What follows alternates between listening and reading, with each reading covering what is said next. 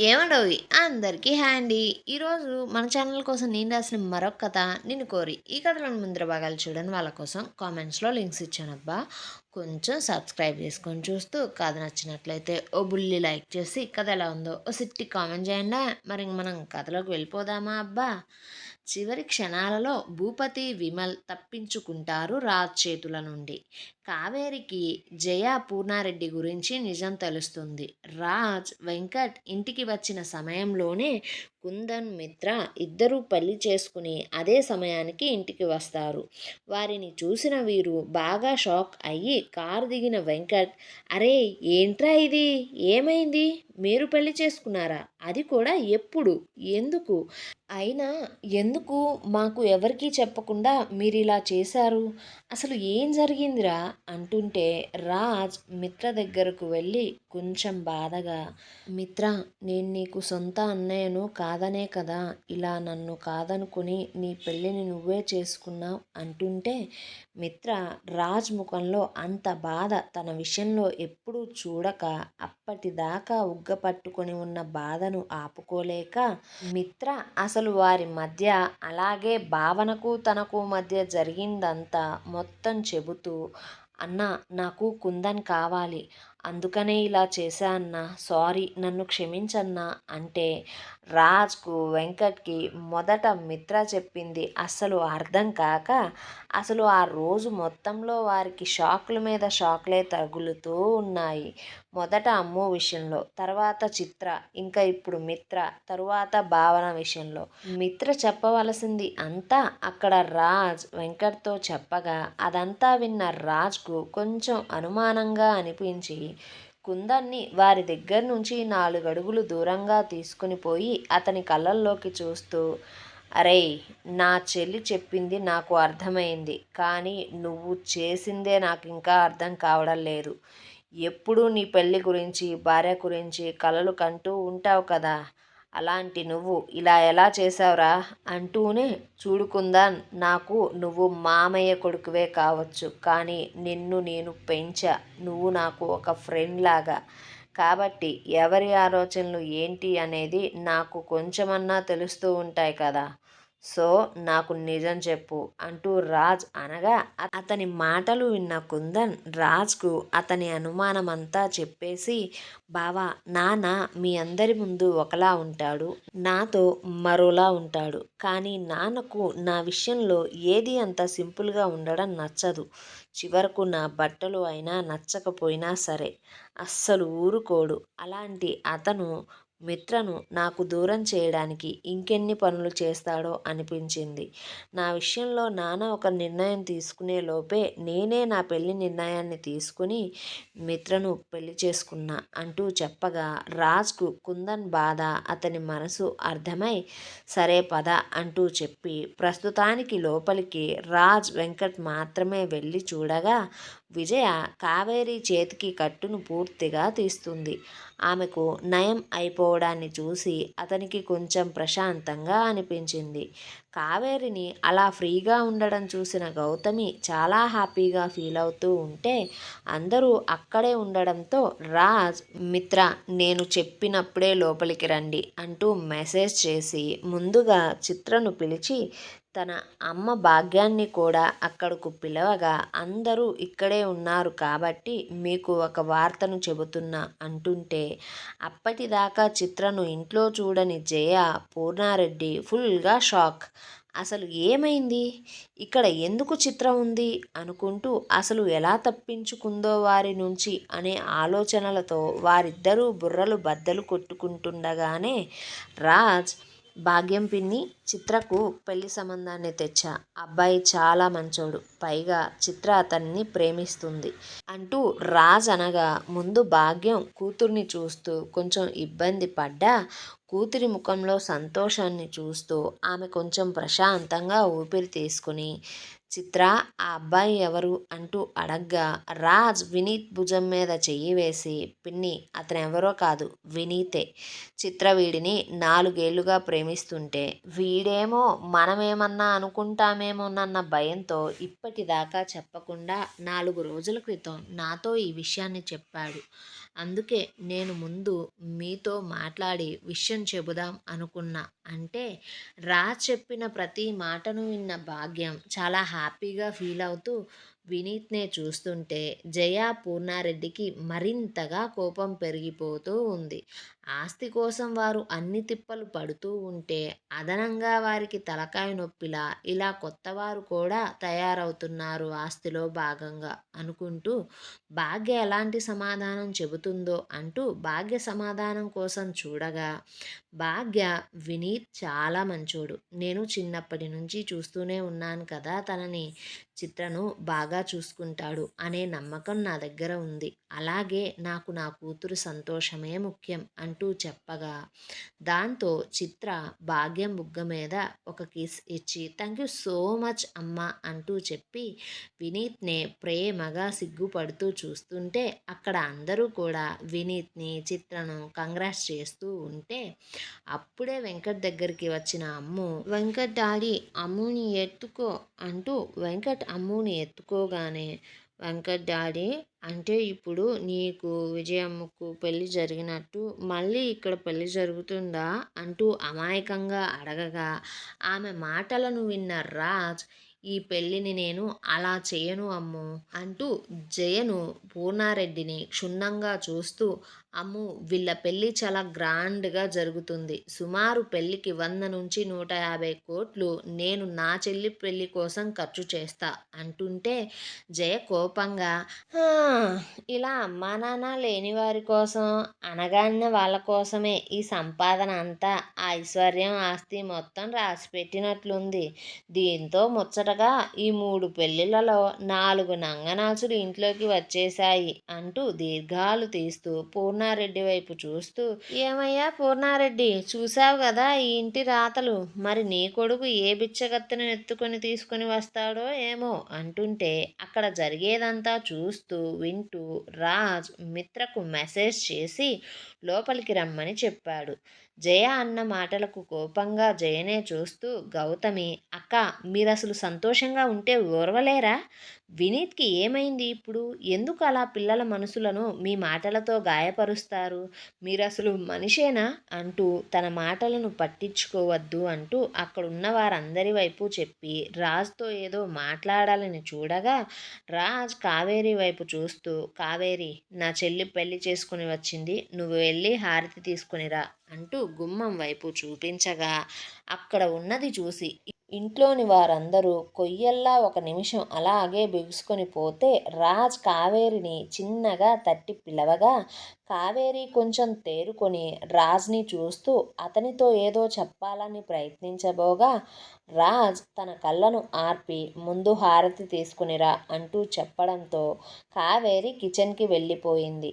అయితే గుమ్మం దగ్గర నుంచొని ఉన్న కొడుకును చూస్తే పూర్ణారెడ్డికి కాళ్ళ కింద భూమి రెండుగా చీలినట్లు అందులోకి అతను కూరుకుపోతున్నట్లు అనిపించి ఒక్కసారిగా కోపంతో అరేయ్ నిన్ను అసలు ఏం చేస్తానో అంటూ కుందన్ వైపు వెళ్ళబోతుండగా రాజ్ మామయ్య ముందు వాళ్ళను ఇంట్లోకి రానివ్వండి అంటూ ఒకలాంటి బేస్ వాయిస్తో అందరినీ చూస్తూ చెప్పగా గౌతమి రాజ్ ఏంటి ఆ అరుపులు అంటే రాజ్ అమ్మ ప్లీజ్ కొంచెం సేపు అసలు నువ్వు ఏమీ మాట్లాడకు, కేవలం జరిగేది చూస్తూ ఉండు, నువ్వు నన్ను ఏమీ అనకు, ప్లీజ్ నన్ను మాట్లాడనివ్వు అంటుంటే కావేరి వారికి హారతి తెచ్చి ఇచ్చి లోపలికి రమ్మనగా మిత్ర కుందన్ లోపలికి వచ్చిన తరువాత ముందు ఎదురుగా ఉన్న భావన కాళ్ళ మీద పడి ఆశీర్వాదం కోసం ఆమెను ముట్టుకోగా మిత్ర స్పర్శతో స్పృహలోకి వచ్చిన భావన ఎదురుగా ఉన్న కూతుర్ని చూస్తూ వీల్లేదు, అస్సలు వీల్లేదు, ఈ పెళ్ళిని నేను ఎప్పటికీ ఒప్పుకోను, ఇలాంటి వాడితో నీ పెళ్ళి వద్దు అంటూ కూతురి మెడలో ఉన్న దండలను తెంచుతూ కోపంగా భయంగా ఒకలా ఫీల్ అవుతూ కుందన్నే చూస్తూ అతని కాలర్ పట్టుకొని కుందన్ కుందన్ నీకు చెప్పాను కదా, నా కూతురు జోలికి రావద్దు, నా కూతురితో తిరగద్దు అని. అయినా నువ్వెందుకు వినలేదు? ఎందుకు దీన్ని నువ్వు పెళ్లి చేసుకొని నాకు దూరం చేయాలని చూస్తున్నావు? ఇది క్షేమంగా ప్రాణాలతో ఉండడం నీకు ఇష్టం లేదా కుందన్? అంటూ కోపంతో కుందన్ ధవన్ని గట్టిగా పగలగొట్టింది. అది చూసిన కవిత బాధగా కొడుకును పట్టుకొని, వదినా, అసలు నువ్వేమంటున్నావు? నీకు అసలు ఏమైంది? ఏం తక్కువ నా కొడుకు? ఎలాంటి పాడలవాట్లు కూడా నా కొడుకు దగ్గర లేవు అంటుంటే, గౌతమి భావన దగ్గరకు వెళ్ళి, భావన, నీకసలు ఏమైంది? ఎందుకు ఇలా ప్రవర్తిస్తున్నావు? కుందన్ చాలా మంచి పిల్లాడు, మన కళ్ళ ముందు మన చేతుల్లో పెరిగిన పిల్లాడు. ఎందుకు నువ్వలా వాడికి వంకలు వెతుకుతున్నావు? ఏదో పిల్లలు తెలిసి తెలియక చేశారు, పాపం వాణ్ణి చూడు, ఇద్దరు ఎంతగా బాధపడుతున్నారో. మనం వారి భావాలను కూడా అర్థం చేసుకోవాలి కదా అంటూ గౌతమి భావనను కొంచెం శాంతపరుస్తుంటే, ఏడుస్తున్న మిత్రను కావేరి ఓదారుస్తుంది. రాజ్ మాత్రం అక్కడ జరుగుతున్నదంతా చూస్తూ అతనికి కావలసిన సందర్భం కోసం ఎదురు చూస్తూ ఉన్నాడు. పూర్ణారెడ్డి కోపంగా, అరే, ఎందుకురా ఇలా చేశావు? నువ్విలా చేసే ముందు నా గురించి, నా పరువు గురించి ఒక్కసారైనా ఆలోచించావా అంటూ కొడుకు మీద కొట్టడానికి చెయ్యెత్తగా, తల్లి అడ్డురాగా కోపాన్ని ఆపుకోలేక కుందన్, నీకు ఇలా వేరే వాళ్ళ ఇంట్లో బ్రతికే ఈ పిల్ల తప్ప మరెవ్వరు దొరకలేదారా చేసుకోవడానికి అంటూ మిత్రవైపు తిరిగి, ఏంటి, నీకు ఎవరు ట్రైనింగ్ ఇచ్చారు ఇలా చేయమని, ఇలా వలలో వేసుకోమని? ఇలా చేసుకుంటే పర్మనెంట్గా నీతో పాటు నీ మందంతా ఇక్కడే సెటిల్ అయిపోదామని అనుకున్నారా అంటూ వంకరగా మాట్లాడుతూ, అయినా సిగ్గుండాలి ఇలా కూతుర్ని రెచ్చగొట్టి నా కొడుకు మీదకు పంపడానికి అంటుంటే, రాజ్, అంటే మామయ్య, మీకు దీని గురించి అస్సలు తెలీదా అంటూ అడగ్గా, పూర్ణారెడ్డి, అసలు తెలిస్తే నేనెలా ఊరుకుంటాననుకుంటున్నావు రాజ్? నా కొడుకు అసలు ఇలాంటి వాడే కాదు. వీళ్ళే వాడికి ఏదో మందు పెట్టి ఇలా చేశారు. సంపాదించడం చేతగాక వ్యాపారాలన్నీ నాశనం చేసుకొని ఇలాంటి చిల్లర పనులు చేస్తూ ఆడదాని మీద బ్రతికేయాలని చూస్తున్నారు. ఇలాంటి వాళ్ళను అసలు ఇంటి ఛాయలకు కూడా రానివ్వకూడదు అంటుంటే, భావన ఇక ఓపిక పట్టలేక, ఏంటి, మేము మందు పెట్టామా? అసలు నీ కంటికి మేము ఎలా కనిపిస్తున్నాం పూర్ణారెడ్డి? మీలాగా మాయమాటలు చెప్పడం, నమ్మించి గొంతులు పిసకడం, మీలాగా మందులు పెట్టడం, మందు సూదులు వేసి మనుషుల్ని చంపడం మాకు రాదు.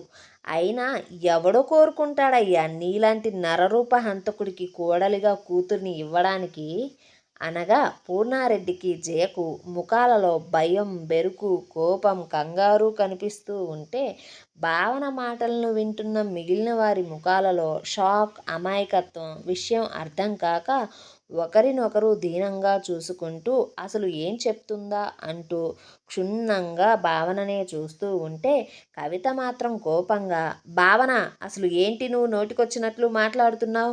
ఇప్పటిదాకా నా కొడుకునే అన్నావు, ఇప్పుడు చివరికి నా భర్తను కూడా అంటున్నావు, ఏంటి అసలు నీ ఉద్దేశం అంటూ కొంచెం కోపంగా గొంతు పెంచి మాట్లాడగా, కవిత మాటలన్నీ విన్న భావన, చూడండి కవిత, నాకు కుందన్ ఎలాంటి వాడో తెలుసు. కానీ నేనంటుంది కుందన్ని మాత్రం కాదు, అతని తండ్రిని, అంటే నీ మొగుణ్ణి.